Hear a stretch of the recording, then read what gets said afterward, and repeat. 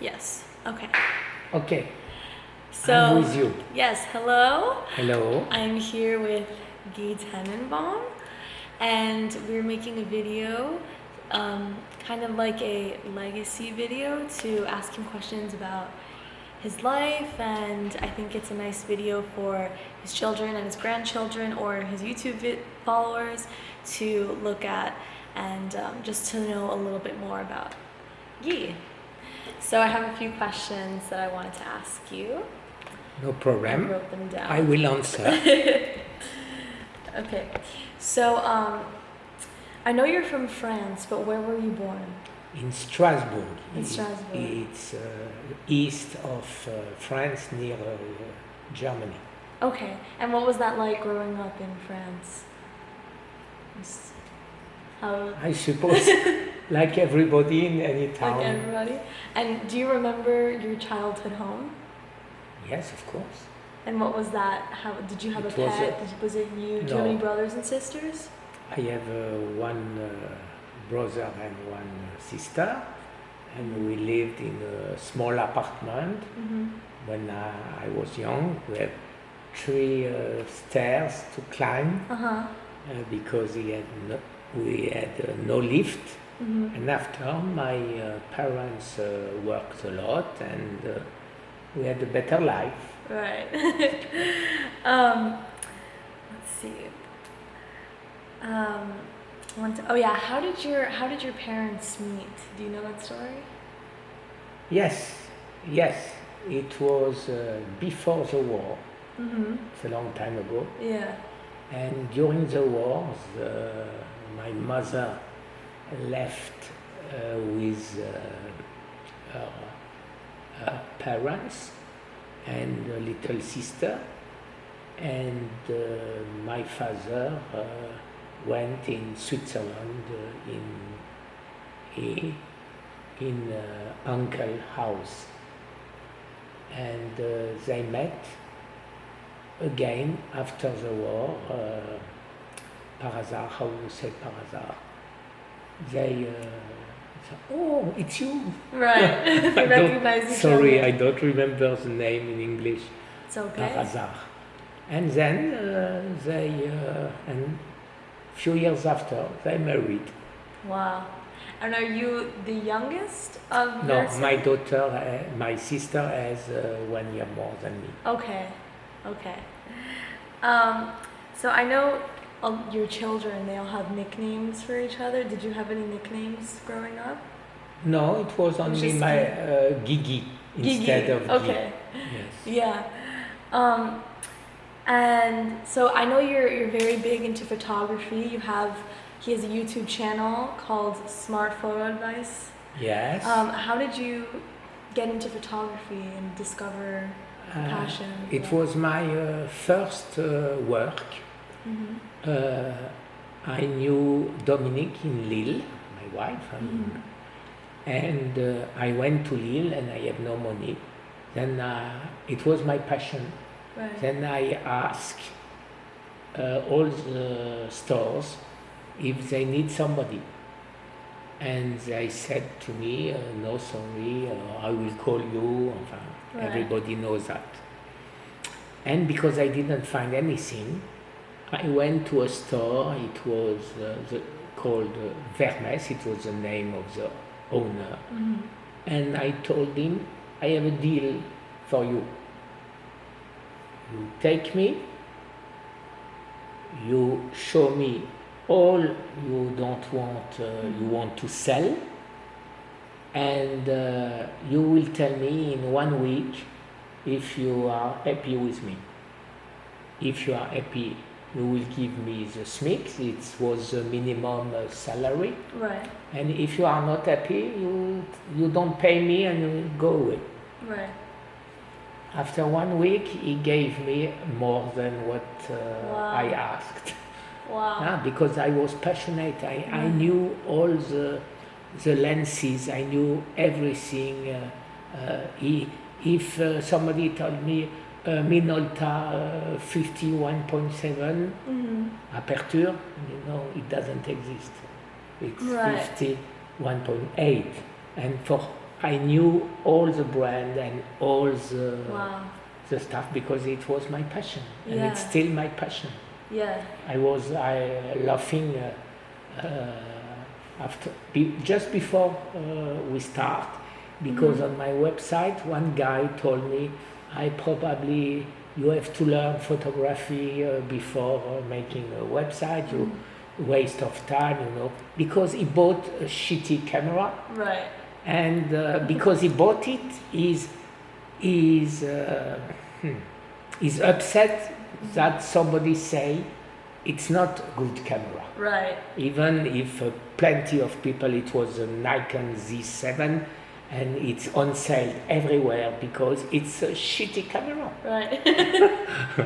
But Nikon is a very famous brand, and they will correct with the next one. Right. Yeah.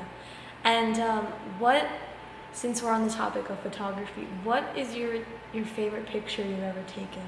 Do you have one in mind, or a few of them in mind? Yes, it was underwater Underwater? photography. Yes. Where underwater? Like in a lake, in the ocean? No, in the Mediterranean Sea. It was a Nikon. It was called the Nikonos, and it was first interchangeable. We can switch the lenses. Yeah. And it was difficult because it was impossible to know what aperture, what speed you have to. It was not existing in these times, and you had to feel it.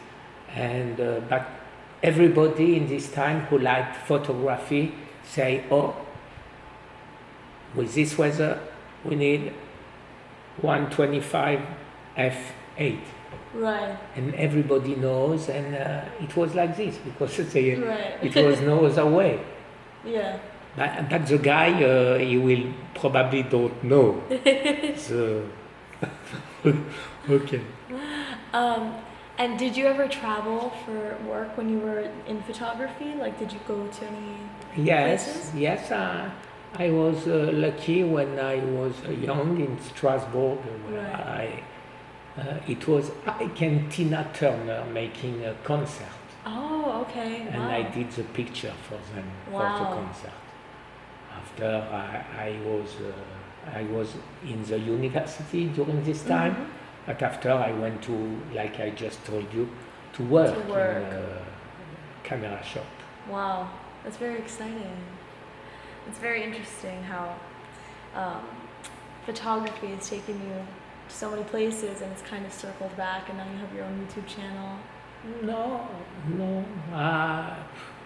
Since 50 years, I always had a camera with me. Right. And sometimes 2, 3, 4 cameras. Right. You know that. Yes, I know. Yesterday we were taking pictures in the station here at Mont Tremblant, and I need snapping away. Yes, and I need your SD card because I would like to compare with the Nikon I used. Exactly. And so I wanted to ask you, now moving on to another topic, your wife, Dominique, how did you guys meet? It was in Strasbourg. Mm-hmm. My sister go to ski in Switzerland, went to ski, we say went to ski in Switzerland, and I bring her with my car to the station, and I saw Dominique. And it's funny, but it's absolutely real. I went in, of course I parked my car before coming in the station. I saw Dominique. I had nothing. I jumped in a train. Wow. And I spent my vacation with her. You had no bags, nothing? Nothing. Wow. I had nothing all the week with the same clothes. Oh, wow. And after 2 or 3 days, I remembered Yeah. that my car was parked. Then I called my father and I left my car like this. Please go to take it before it was too late. Right. So it was love at first sight for you. Yeah. Yes. And when we met, we was always. I was timid, shy. Then I did what I do. Okay, allez, today. Oh, I will wait for New Year. And before New Year, a guy went with her. Then what I did, I went with another girl too. Right. Then we was always the four of them together. We laugh, we play. It was a real pleasure. And when the vacation was ending, when it was over. Yes. We continued, Dominique and me, to wrote. In this time, no email. Then we wrote, and 1 year after, I came to Lille, Lille, and we married 2 years after. Wow. And you guys have 3 kids, Olivier, Melanie, and Delphine. Yes. And how old were you when you first had Olivier? I had 21 and Dominique 19. Wow. And because it was, we had Olivier very fast. Right. Very fast, but after the marriage, in this time it was like this. Right. And Olivier was born 2 months before. Before he was, how do you say that?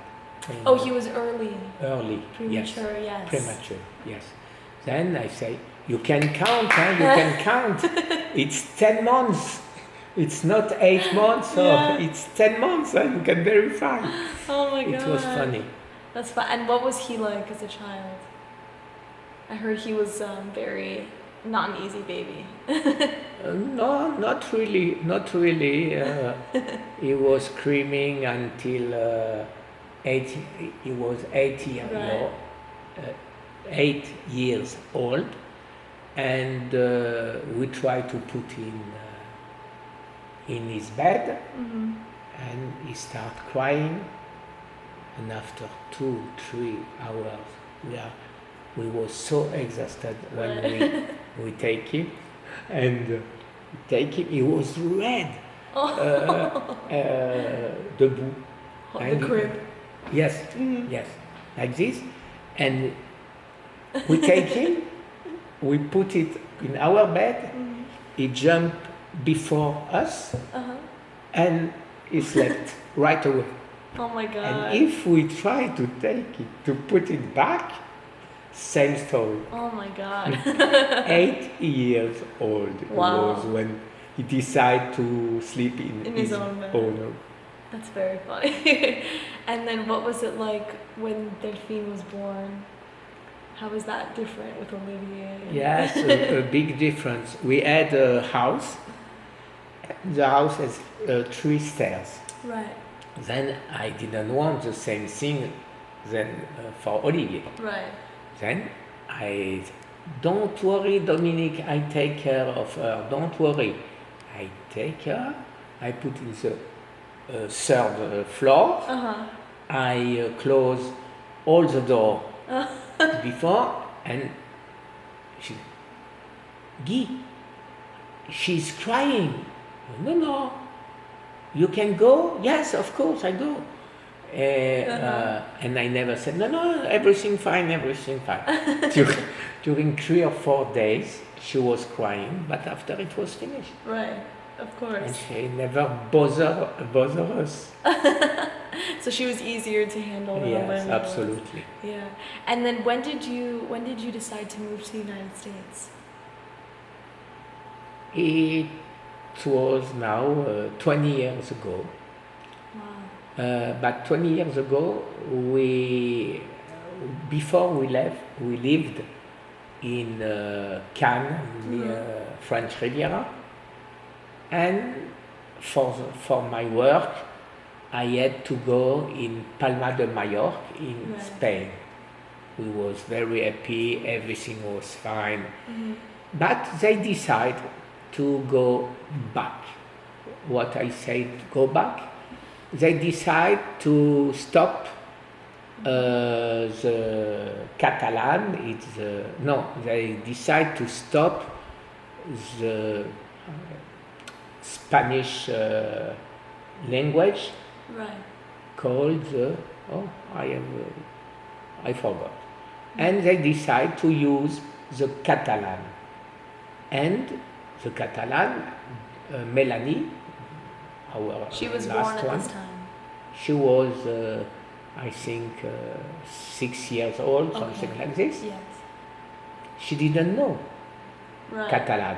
Then how she can go at school without knowing the vocabulary, the language? The language, yeah. Then we was obliged. A friend of mine who had 2 sons who was born in Palma de Mallorca has the same trouble because they studied to be lawyer, and he has to send them in Madrid. Like this, they can continue to learn in Spanish and not in Catalan. Then I don't understand why people. In the same time, we did Europe. Some little country want to go 200 years back. I have complete respect for the tradition, for everything, but when you live in Spain, the language has to be Spanish, not another language. In France, it's French. It's not Breton or from my country, Alsacien. Exactly, yeah. And what was that like when you first moved to the United States? Like when you first moved to the United States, it was very different from being in Europe, I'm sure, like culturally. No, yes, of course, but we was not alone. When we arrived, we saw so many French people. Then it was even more friendly than in France, because in France everybody is French, of course. Here, not everybody is French. Then it's easier to make friends, to go to eat to them. Then we give back the invitation. Then it was a very nice time, and we made a lot of friends, and the friends we made 20 years ago, and we still have it. Wow. And did you know English before you moved to the United States? I was supposed to know English because I learned it in school.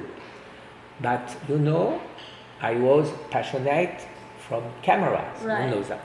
Then I went to Best Buy, and when I start speaking in English, directly the guy, puede hablarme en español, no problema. Oh my God. Porque para ellos, for them, if you don't speak correctly English, it's because you are a Spanish guy, Latinos. Of course, especially in Miami. Then we wanted to, my wife, same thing. We wanted to make progress in English, and everybody spoke with us in Spanish. Wow, that's very interesting. That's very funny. Yes, it was. Yeah. And how did you get into real estate when you got to Miami? No, because I was in You the were real already. estate. Yes. Okay. And when I came here, I heard so many people we lose everything Right. in USA because they say, oh, you know, they are very easy. They don't know the business. They don't know. For them, Right. the French guys are always the best, the most interesting, the most intelligent, the Right. most. But I'm not like this. And I said, okay, they are stupid, the American people, I understand, yes. Then, because I'm also stupid, I will try to do nothing during 1 year, Right. even more if I need more, to study, to understand how it works. Right. And when I knew how it works, I started. Right. But not before, like this, and they go at Right. home without nothing. Right. They went at home Yes. without nothing. Yeah. And you used to own, I think you still do, you used to own shopping centers in Miami, I believe? I had one shopping center. I was happy. I did it with a friend of mine and his brother-in-law. Right. I gave them my confidence Mm-hmm. and they steal all the money.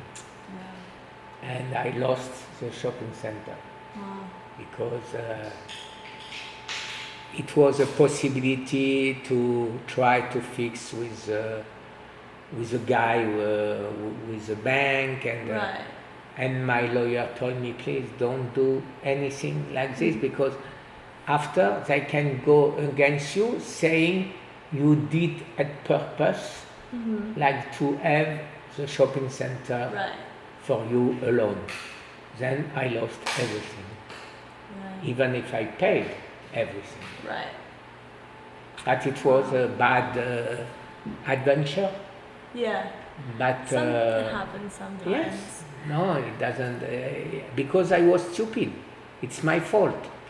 You cannot, when it's so many money involved, you cannot give your confidence in it. Right. I go to the beach and I let you. Right. It's not possible. Yes. After you pay. Right. Exactly.